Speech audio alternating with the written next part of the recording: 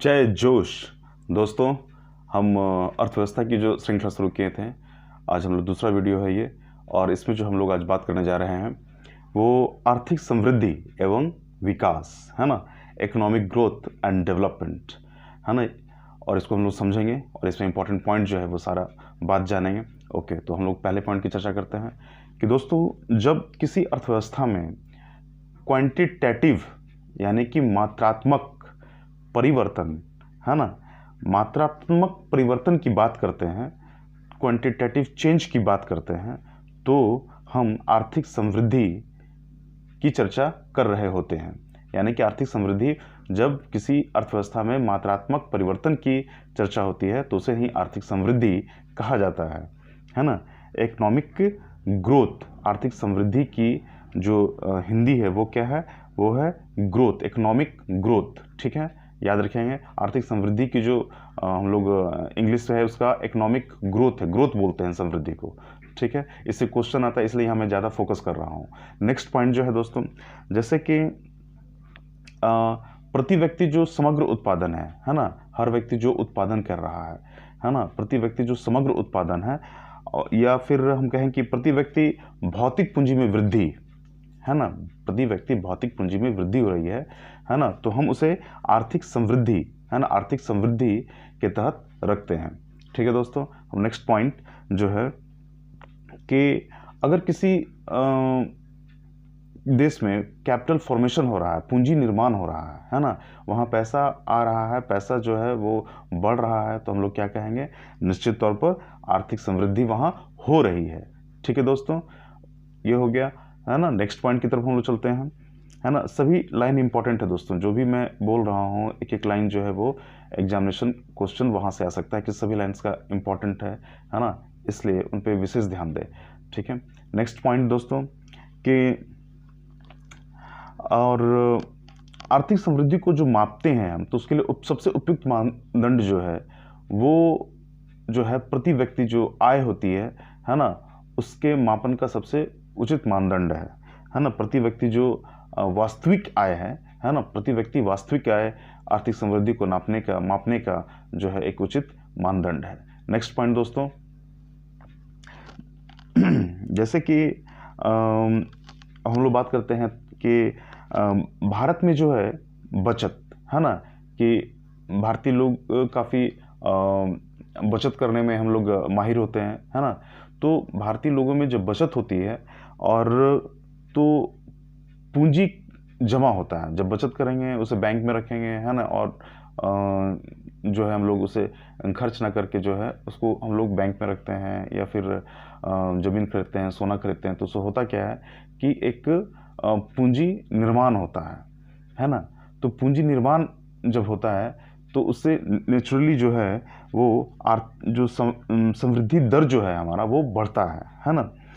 तो एक बात हम यहाँ पर एक ट्विस्टेड पॉइंट है, इसको हम लोग थोड़ा गहराई से समझेंगे कि भारत में बचत की दर काफ़ी है, भारत में बचत की दर क्या है, काफ़ी है, और पूंजी निर्माण की ऊंची दर भी है, यहाँ पूंजी निर्माण भी हो रहा है। ठीक है, पूंजी निर्माण की दर भी ऊंची है, लेकिन फिर भी भारतीय अर्थव्यवस्था में समृद्धि दर कम पाया जाता है।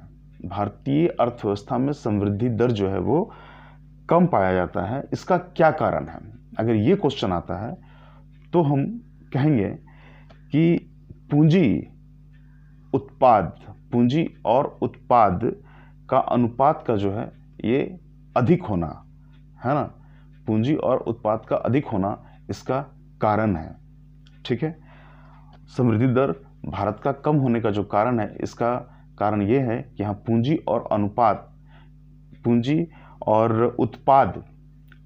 उत्पाद का जो अनुपात है ना, वो अधिक है। ठीक है, इस बात को हम लोग यहाँ पर ध्यान रखें कि ये ट्विस्टेड पॉइंट है थोड़ा है ना, कि पूंजी उत्पाद अनुपात के अधिक होने के कारण भारत की आर्थिक समृद्धि की दर जो है वो कम पाई जाती है। ठीक है दोस्तों, नेक्स्ट पॉइंट की तरफ हम लोग चलते हैं। एशियाई विकास बैंक के अनुसार जो है वर्ष 2019 में है ना, अभी तो 2020 में भी डाटा नहीं आया है, लेकिन 2019 का डाटा है, इसलिए याद रखेंगे इसे हम कि 2019 में जो है भारत की समृद्धि दर कितनी थी। तो भारत की जो समृद्धि दर थी वो 6.5% थी। ठीक है दोस्तों, याद रखेंगे 6.5% थी।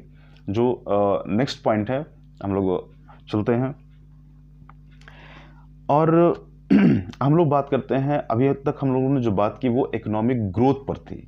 अब जो हम लोग बात करते हैं इकोनॉमिक डेवलपमेंट, है ना, जिसको हम लोग आर्थिक विकास बोलते हैं। तो आर्थिक विकास क्या है ना, और ये समृद्धि से किस प्रकार अलग है, इस बात पे हम लोग फोकस करेंगे। जैसे कि जब हम अर्थव्यवस्था में क्वांटिटेटिव यानी कि मात्रात्मक, है ना, मात्रात्मक के साथ साथ जब क्वालिटेटिव, है ना, गुणात्मक, है ना, क्वालिटी की जब बात करते हैं, है ना, क्वालिटेटिव जब हम बात करते हैं, तो मात्रात्मक और गुणात्मक यहाँ दोनों बात हो रही है। और हम लोग आर्थिक समृद्धि जब समझ रहे थे तो उसमें केवल जो है हम लोगों ने एक बात की थी, क्या था वो, मात्रात्मक, क्वांटिटेटिव, है ना। लेकिन यहाँ आर्थिक विकास की बात कर रहे हैं तो यहाँ दोनों बात कर रहे हैं, क्वांटिटेटिव मात्रात्मक और गुणात्मक क्वालिटेटिव। ठीक है, दोनों बात कर रहे हैं। तो हम जब दोनों बात करते हैं मात्रात्मक और गुणात्मक की, तो उसको आर्थिक विकास कहते हैं, है ना, आर्थिक विकास कहते हैं।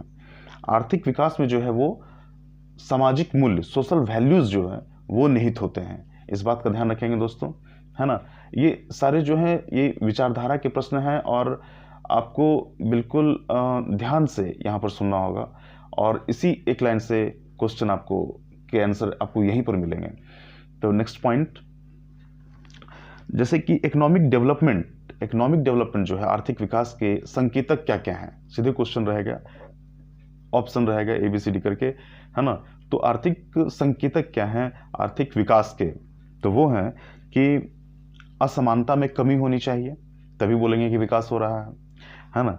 मानव पूंजी में वृद्धि होनी चाहिए, ह्यूमन कैपिटल में वृद्धि होनी चाहिए, है ना, तब बोलेंगे कि विकास हो रहा है ना। और अर्थव्यवस्था में जो है वो संरचनात्मक परिवर्तन होना चाहिए, तब बोलेंगे कि आर्थिक विकास हो रहा है ना। ये इंपॉर्टेंट पॉइंट्स है और हम लोग नेक्स्ट पॉइंट की तरफ चलते हैं। अब क्वेश्चन है कि आर्थिक उदारीकरण के दौर में जब ये आर्थिक उदारीकरण की नीति लागू हुई तो किस वर्ष जो है वो आर्थिक विकास दर सर्वाधिक रही, किस वर्ष आर्थिक विकास दर सर्वाधिक रही। तो ये जो है इंपॉर्टेंट वर्ष है और ये वर्ष 2006-2007 रहा है। 9.6% जो है ये आर्थिक विकास दर रही है इस साल की 2006-2007 की, तो काफ़ी इंपॉर्टेंट है ना। 9.6% है ना आर्थिक विकास दर, सर्वाधिक है ये आर्थिक विकास दर भारत का आर्थिक उदारीकरण के लागू होने के बाद, है ना, ये हमें प्राप्त हुआ। फिर नेक्स्ट पॉइंट हम लोग चलते हैं कि किस पंचवर्षीय योजना में, है ना, पंचवर्षीय योजना का पूरा चैप्टर हम लोग अलग से करेंगे, है ना। यहाँ पे केवल समझ लेते हैं कि पंचवर्षीय योजना में जो है आर्थिक विकास दर जो है सबसे कम रही, तो वो है तीसरी पंचवर्षीय योजना में। तीसरी पंचवर्षीय योजना में जो है वो सबसे कम रही, तीसरी पंचवर्षीय योजना में सबसे आर्थिक विकास दर जो है वो सबसे कम रही, याद रखेंगे। नेक्स्ट पॉइंट जो है दोस्तों है कि किस पंचवर्षीय योजना में आर्थिक विकास दर सर्वाधिक रही, किस पंचवर्षीय योजना में आर्थिक विकास दर सबसे ज्यादा रही, तो सबसे ज्यादा रही वो है 11वीं पंचवर्षीय योजना में, है ना। 11वीं पंचवर्षीय योजना में जो है सर्वाधिक विकास दर, आर्थिक विकास दर देखने को मिलती है और वो है 7.8%। ठीक है, 7.8%। हम लोग अभी जो चर्चा कर रहे थे कि एक ईयर का ले रहे थे कि 2006-2007 में जो हमको 9.6% मिला था वो उस ईयर का सबसे ज़्यादा था, है ना। तो इसलिए किस वर्ष का है तो वो याद रखेंगे कि वो 9.6% से 2006-2007 का है। और अगर क्वेश्चन आएगा कि किस पंचवर्षीय योजना का सबसे ज़्यादा आर्थिक विकास दर रहा है ना, तो हम लोग जो है वहाँ 11वीं पंचवर्षीय योजना को उत्तर देंगे उसका, और उसका आर्थिक विकास दर था कितना, तो 7.8% था, है ना। ये कंफ्यूजन हम नहीं रखेंगे, कंफ्यूजन हम बार बार चर्चा करके इसको दूर कर लेंगे। फिर हम लोग नेक्स्ट पॉइंट की तरफ चलते हैं। सकल घरेलू उत्पादन में परिवर्तन की दर क्या कहलाती है। अगर जीडीपी में जो है परिवर्तन की दर क्या कहलाती है, तो यही आर्थिक विकास दर कहलाती है ना, आर्थिक विकास दर कहलाती है। नेक्स्ट पॉइंट दोस्तों, कि जीवन की भौतिक गुणवत्ता सूचकांक, है ना, अगर physical quality of life index उसको बोलते हैं, है ना, PQLI, physical quality of life index, है ना, जीवन की भौतिक गुणवत्ता सूचकांक। तो ये क्या है, तो किसने मतलब कि दिया था इसे, और इसका प्रतिपादन किसने किया है, तो मॉरिस डी मॉरिस 1976 में ये संकल्पना आई थी मॉरिस डी मॉरिस के द्वारा जीवन की भौतिक गुणवत्ता सूचकांक का। ठीक है दोस्तों, हम लोग नेक्स्ट पॉइंट की तरफ चलते हैं कि वर्ष 1970 में एक बेसिक नीड अप्रोचेस संकल्पना, यानी कि आधारभूत आवश्यक प्रत्यागम संकल्पना दृष्टिकोण का प्रतिपादन जो है ये विश्व बैंक द्वारा किया गया था, है ना। 1970 में जो है आधारभूत आवश्यक प्रत्यागम, बेसिक नीड्स अप्रोचेस, यानी कि किसी भी व्यक्ति को जो है रोटी, कपड़ा, मकान और भी जो जरूरत की चीज़ें हैं, साफ पानी की आवश्यकता है ना, साफ सुथरे वातावरण की आवश्यकता है। तो ये बेसिक नीड अप्रोचेस की जो बात की थी, तो वो बात किसने शुरू की थी, तो वो है विश्व बैंक के द्वारा। ठीक है दोस्तों, फिर हम लोग नेक्स्ट पॉइंट की तरफ चलते हैं कि परचेजिंग पावर पेरिटी, जिसको क्रय शक्ति समता विधि कहते हैं, है ना, तो इसका प्रतिपादन ये आर्थिक विकास के मापने के लिए यूज होता है, PPP, है ना, PPP, है ना, परचेजिंग पावर पेरिटी, क्रय शक्ति समता विधि, तो आर्थिक विकास को मापने के लिए प्रयुक्त होता है। इसको किसने प्रतिपादन किया था, तो GR कैसल, नाम याद रखेंगे, GR कैसल। ठीक है, नेक्स्ट पॉइंट चलते हैं दोस्तों हम कि अच्छा, विश्व बैंक की रिपोर्ट है यहाँ पर कि जो PPP है, परचेजिंग पावर पैरिटी है, क्रय शक्ति समता विधि है, तो इसके आधार पर जो है चीन और संयुक्त राज्य अमेरिका के बाद भारत जो है तीसरी सबसे बड़ी अर्थव्यवस्था है। बहुत बड़ी गर्व करने की बात है कि तीसरी सबसे बड़ी अर्थव्यवस्था है भारत। ठीक है दोस्तों, नेक्स्ट पॉइंट की तरफ हम चलते हैं। तो अगर हम भारतीय मानव विकास जो प्रतिवेदन प्रत्येक प्रतिदर्श गांव, है ना, तो हम लोग भारतीय मानव विकास के लिए जो है हम लोग कुछ एक सैंपल विलेज के रूप में कि एक गांव आदर्श गांव किस प्रकार हो सकता है, तो सैंपल विलेज के रूप में जो है हम लोग एक परिकल्पना की गई है। तो उससे हमें जानकारी क्या क्या मिलता है, जो प्रतिदर्श गांव या सैंपल विलेज की जो संकल्पना है, तो उससे मिलता है कि आधारिक संरचना कैसी होनी चाहिए, सुख साधन कैसे होने चाहिए, शिक्षा की व्यवस्था क्या है, स्वास्थ्य संबंधी सूचकांक कैसे हैं वहाँ के, है ना। तो ये भारतीय मानव विकास जो है प्रतिवेदन जो है, जो प्रत्येक जो सैंपल गांव के रूप में जो है, जिसे प्रतिदर्श गांव भी बोलते हैं, इससे हमें इन बातों की जानकारी मिलती है। तो नेक्स्ट पॉइंट चलते हैं दोस्तों कि संयुक्त राष्ट्र मानव विकास सूचकांक में जो है ये विकसित जो है महबूब उल हक के द्वारा किया गया था, है ना। संयुक्त राष्ट्र मानव विकास सूचकांक HDI, ह्यूमन डेवलपमेंट इंडेक्स, इसकी जो शुरुआत है वो महबूब उल हक के द्वारा की गई थी, है ना, याद रखेंगे हम। और 1990 से मानव विकास सूचकांक जो है, ह्यूमन डेवलपमेंट इंडेक्स जो है, ये जारी किया जा रहा है, 1990 से ही किया जा रहा है। और UNDP यानी कि यूनाइटेड नेशन डेवलपमेंट प्रोग्राम के द्वारा इसको जारी किया जाता है, ये मानव विकास सूचकांक को। सीधे क्वेश्चन आएगा कि मानव विकास सूचकांक कौन संस्था जारी करती है ना, तो क्या हम बोलेंगे UNDP, united nation development programme, है ना। संयुक्त राष्ट्र विकास कार्यक्रम ये जारी करता है HDI को, ह्यूमन डेवलपमेंट इंडेक्स को।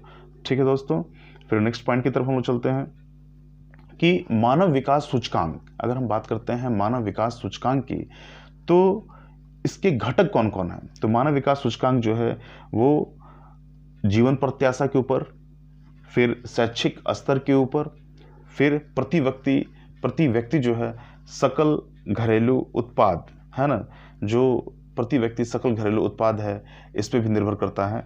तो मानव विकास सूचकांक जो है, ह्यूमन डेवलपमेंट इंडेक्स जो है, उसके 3 मुख्य घटक हैं, है ना। तो वो है जीवन प्रत्याशा, शैक्षिक स्तर और प्रति व्यक्ति सकल घरेलू उत्पाद। ठीक है, और कि जो जीवन प्रत्याशा सूचकांक है कि कोई भी व्यक्ति कितने दिनों तक जिंदा रहता है ना, और तो उसमें अधिकतम आयु प्रत्याशा जो बताई गई है वो 85 ईयर्स है। ठीक है, और न्यूनतम आयु जो है वो 20 वर्ष ली जाती है ना। न्यूनतम आयु ये इम्पोर्टेंट जानकारी है, याद रखेंगे इसे। फिर हम लोग चलते हैं कि मानव विकास रिपोर्ट 2019 में जो है किस देश का प्रथम स्थान था, तो नॉर्वे है ना, नॉर्वे का प्रथम स्थान रहा है ना।